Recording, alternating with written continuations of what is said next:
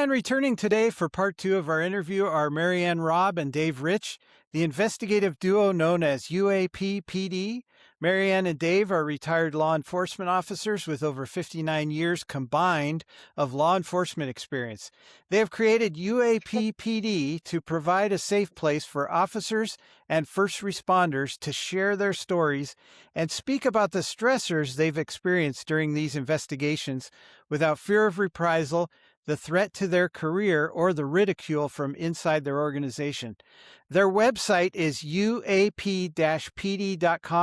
I suggest you check it out tonight. They've got a lot of recordings from other shows, including Coast to Coast AM. Again, it's uap-pd.com. Marianne and Dave, welcome back to the Bruce Collins Show. Oh, thank Thanks you. for having It's us great. again. Yeah, it's great to be here. Now, it's great to have you on, and I want to ask you, are officers reluctant initially to talk to you? And do you have a way to make them feel more welcome to come forward? Yes, we do. His story. They are reluctant. We have some officers that will come and contact us and have no problem talking to us.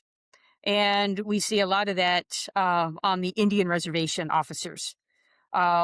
They are like, yeah, use our name. Here's our stories. This is what happens. It almost happens every day. To them, it's nothing. It's just like a normal run-of-the-mill day for them. For other folks, it is very hard to get the story from them. They come to us. They're like, well, I don't know if I want to talk to you or not. A lot of folks want us actually to come to where they are. They don't want to talk over the phone. They don't want to do a Zoom. They actually want to see us in person. First of all, I think to make sure we are cops. We know what they're going through. We know what they're talking about. Then we meet with them, and they're still hesitant until Dave tells what happened to him back in 2017. And we actually had one detective that was at my house, and he was sitting in the chair, his totally on edge and ready, the fight or flight kind of thing going on. And you could see it in his shoulders, really stressed. As soon as Dave told him his story, not ours. As soon as he told him that story, the detective just literally, you watched all of the stress melt down and melt out of him. And he spent an hour and a half sharing his encounter with us. Wow. Now, unfortunately, we couldn't write. He didn't want anything written down. He didn't want anything recorded. But he told us he needed to get that encounter off his chest and out of him because he was so stressed out. And he didn't know where to go to relieve that stress. Yeah, one of the things I want to touch on is what Marianne said about when we encounter officers from the reservation.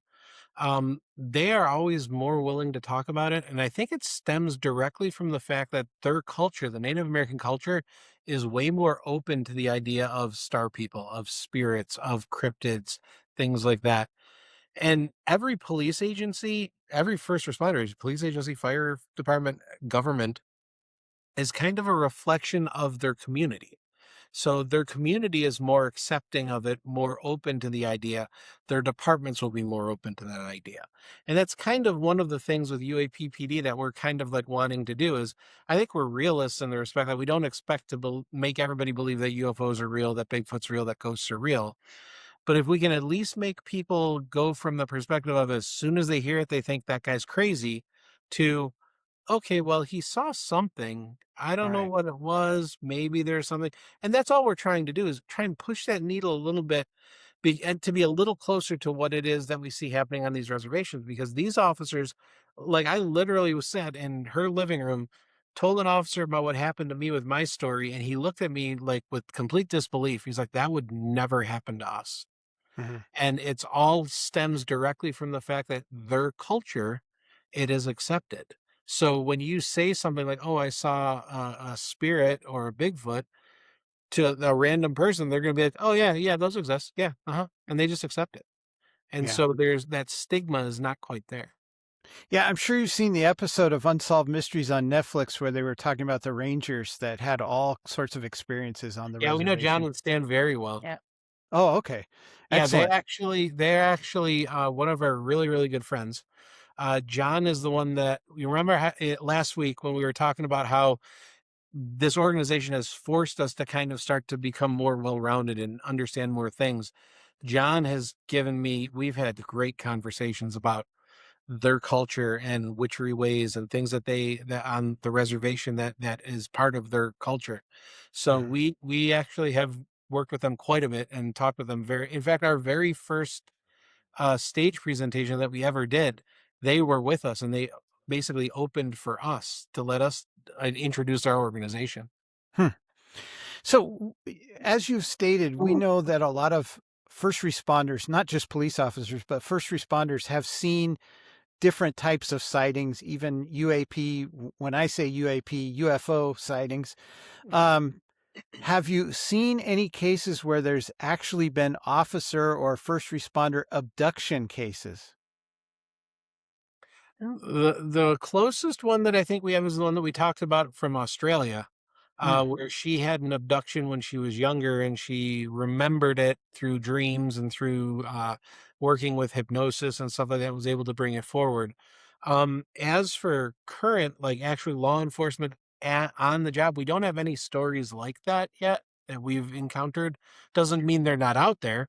I Right. mean, it's a very, very difficult thing to, I mean, it's one thing to come forward and say that you saw something in the sky.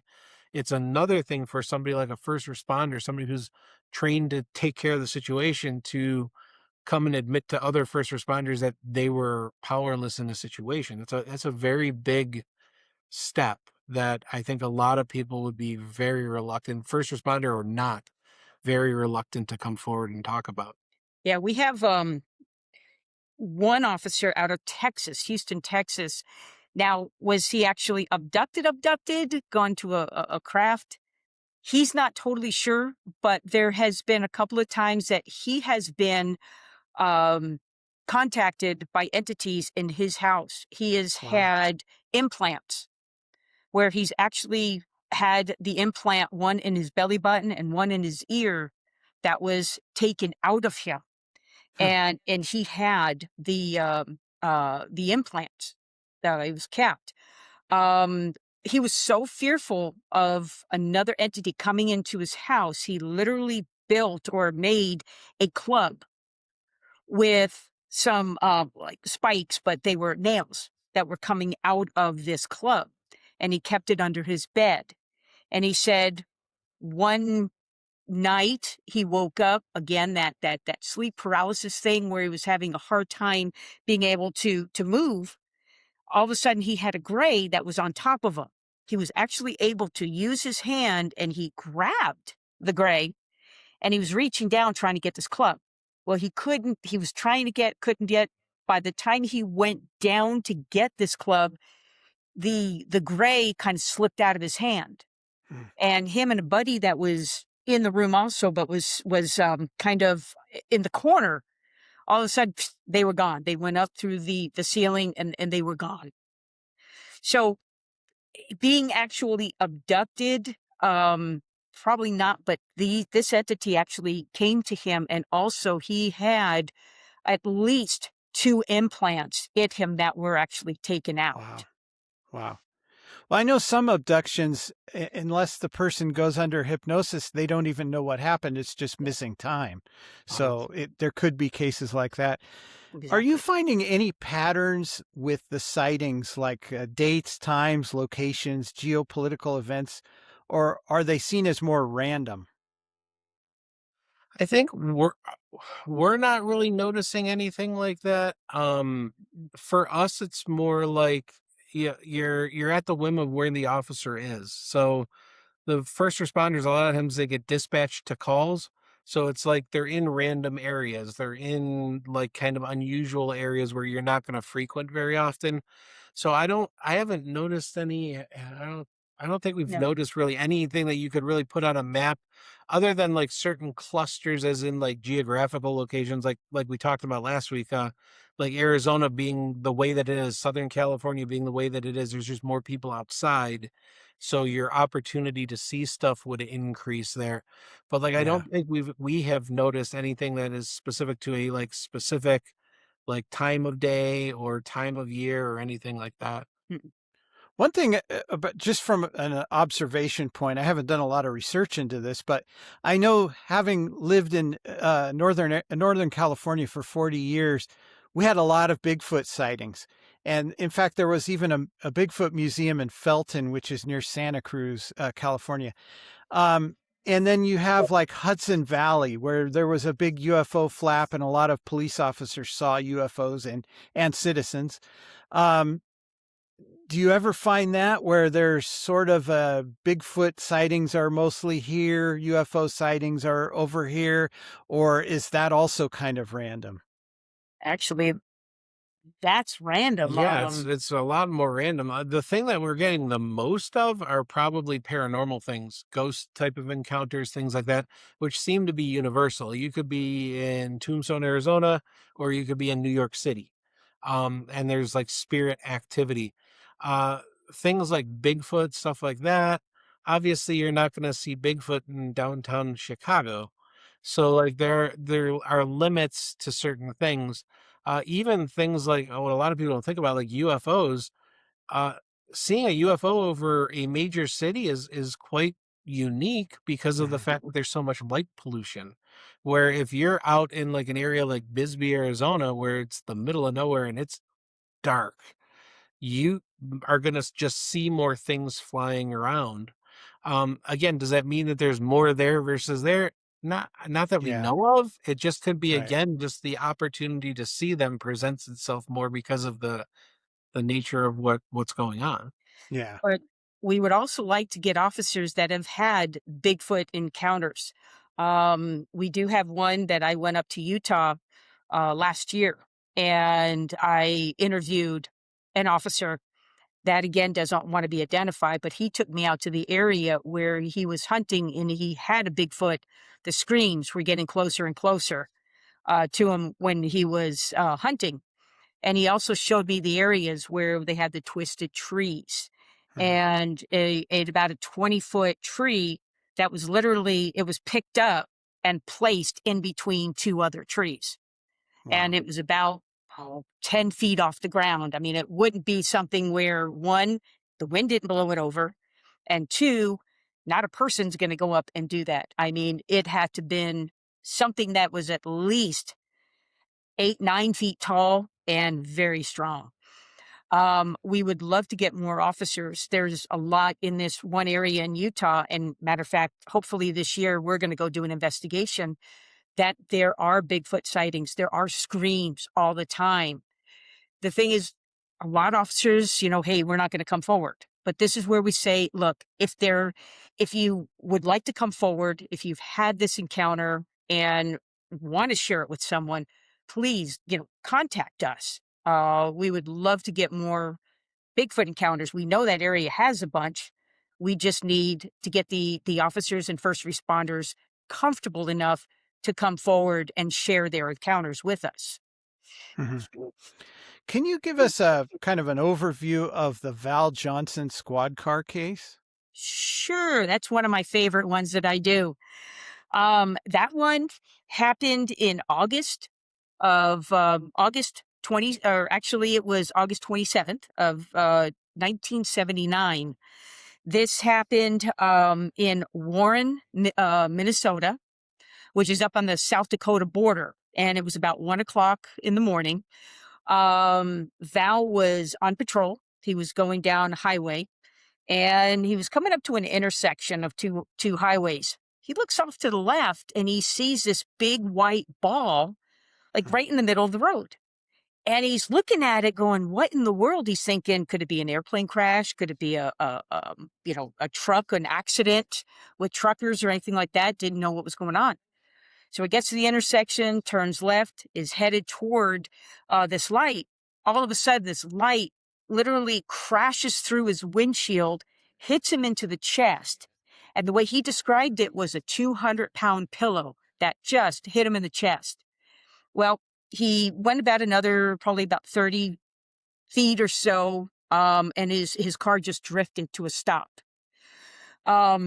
He was able to finally get on the radio and says, "I don't know what happened. I don't know what's going on." When law enforcement, other officers and firefighters and everybody showed up, they took him to the hospital. One thing they did notice, and I don't know, that's again being a trained observer. Mhm. His wristwatch and the clock inside his patrol car stopped at the exact same time. Hmm. It just stopped at that time.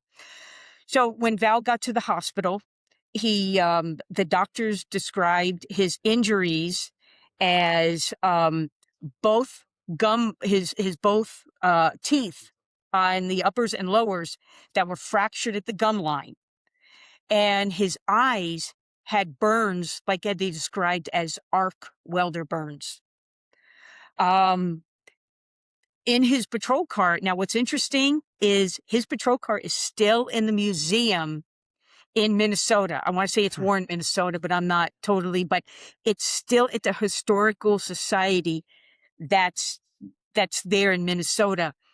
Couple observations is whatever this ball of light was, it literally, the damage to his patrol car was on the left-hand side, and it went to the bumper, to the headlight, to the windshield, went to the overheads, the red and blues, to a back antenna, and straight back down. Everything went just right up and over the driver's side. Hmm. Now, as we all know, if it was a bird, a rock, or anything, as soon as it hit the bumper, it would bounce. It would go all over. It would just ricochet all over. It would not go up and totally right over the car. GM and Ford, it was a Ford, so Ford company came out and they had no clue what it was. They did a bunch of tests and not one person could identify what in the world caused that damage. J. Allen Hynek, I believe, went out, did an interview, and nobody, they totally believed, even his own chief of police said that he believed Val 100%. They could never figure out what it was, but at least it, at least for that officer, he actually had the back, or his back was with the chief of police, and I thought that was really cool. Hmm. Interesting. We've been hearing about government UFO disclosure bandied about lately. Do you think that's going to happen? Are you skeptical, or do you think we will find out more information in the near future? The easiest answer for that is probably not going to be a popular one. You want government disclosure from the government. That's who it comes from. Here's the question. What incentive does the government have to tell us anything? They have Right. none. They literally, what they would do is they would have to admit that there is a group of beings that are more technologically advanced, more advanced in every way possible to either traverse the distance or dimensionally, however they travel to get here. There's not a thing that our military can do to stop them. And they basically are just here. We can't do anything about it. No government on this planet is ever going to admit that Mhm. because it basically takes all of the power of government away. We basically have just said, oh, yeah, you can't do anything. So what do we have you here for? So when you talk about government disclosure, it's never going to happen. All of the people that are saying, oh, it's going to happen any day now, any day now. No, it's not, because there is no incentive for the people with the information to release it. All it's Mhm. going to do is hurt them. So they're never going to release it. The Yeah. reality is I think the only way that the truth of that sort of thing is going to happen is if people like you, like us, find this out ourselves and do our own research and do our own investigations, and then start talking to each other about what we found and try to find good hard evidence, do real good investigations, credible investigations with credible witnesses. That's how I think we're going to try and to ultimately get to the bottom of this. But the reality is the government's not going to tell us anything. They have no reason to. Mhm. Yeah. Um, Now, talking about your website, UAP-PD.com, how can people contact you? And also, do you ever take stories or accounts from people who are not first responders? Well, you can contact us just from our website. There's actually literally a contact us tab. You click on that and it'll open up a screen. And you can type in your contact information, and then you have a little box there that you can type a little paragraph or two about what you want to tell us, and then we'll reach out to you. As far as taking stories from people who are not first responders, our main goal, our main focus is first responders. So we're always going to Mhm. take those stories. But people who aren't first responders, if they're looking for help and they don't know who to reach, they can contact us and we will put them in touch with somebody from MUFON or somebody from the Bigfoot Research Organization or one of those organizations that could help them with whatever their sighting is.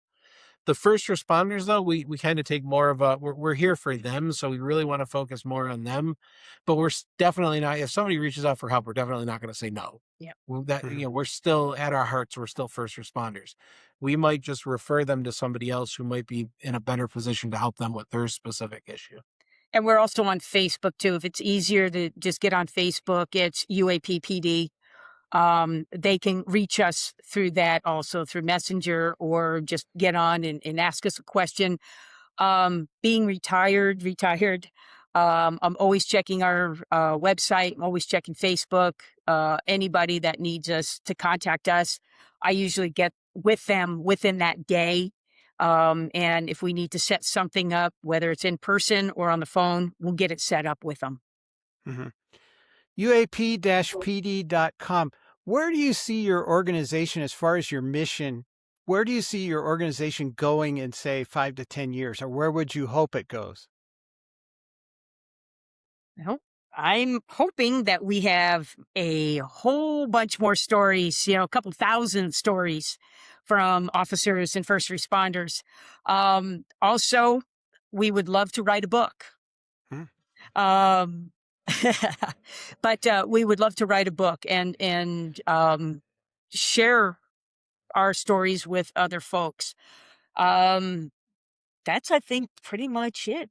For me, it's at the end of the day, my whole purpose for being here is what happened back in April of 2017. I want to I would love for our organization to be so well known that first responders from all over the country will not hesitate to reach out to us if they've had something happen. And like we talked about earlier, I would love to be able to push that needle. If we can take a role in just taking society and going from you're automatically crazy if you had something happen to, okay, they saw something. Maybe it's not a UFO. Maybe it's a drone or a satellite or an airplane crop duster. I don't know, but instead of just labeling everybody crazy because they say they saw something, maybe give a little grace and have the ability to be like, okay, well, they saw something, let's discuss it. If we Mhm. can do that, then I think we'll have really made a very positive impact because this organization is all about making a positive impact, helping people heal, helping people understand, and helping people not feel crazy. Hmm. UAP-PD.com, Marianne Robb and Dave Rich. Thank you so much for being my guests last week and this week, and I hope I can have you back again sometime. Oh, absolutely. Definitely. Thank Yeah. you. Thank you.